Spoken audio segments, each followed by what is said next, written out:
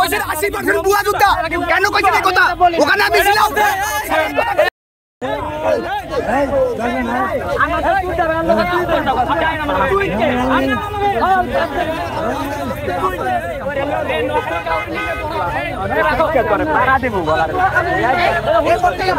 আমরা নাকি 80% বুয়া যোদ্ধা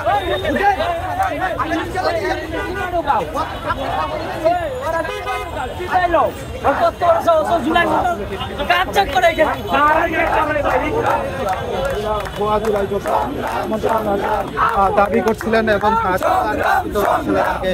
ধরে নেওয়া হচ্ছে এবং তাকে জিজ্ঞাসাবাদের জন্য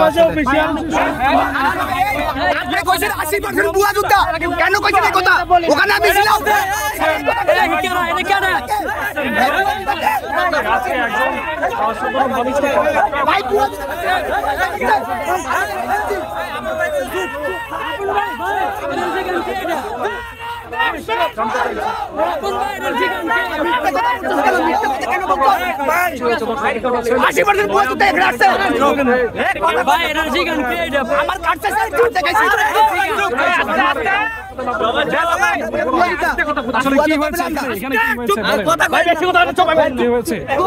আজকে এখানে কি হয়েছে বলেন, কি হয়েছে, কেন তাকে ধরেছেন কেন?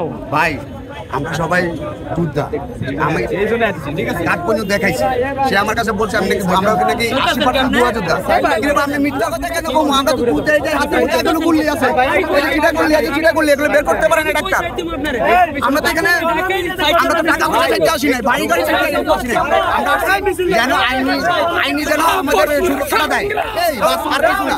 আমাদের আর কিছু করতে টাকা পয়সা দরকার নেই। আইনি উনি বলছেন ছিল আপনারা ছিলেন 80% নাকি বুয়া যোদ্ধা। কেন বলেছে তিনি, কেন কথা বলেছে তিনি, কে আসলে তিনি কে?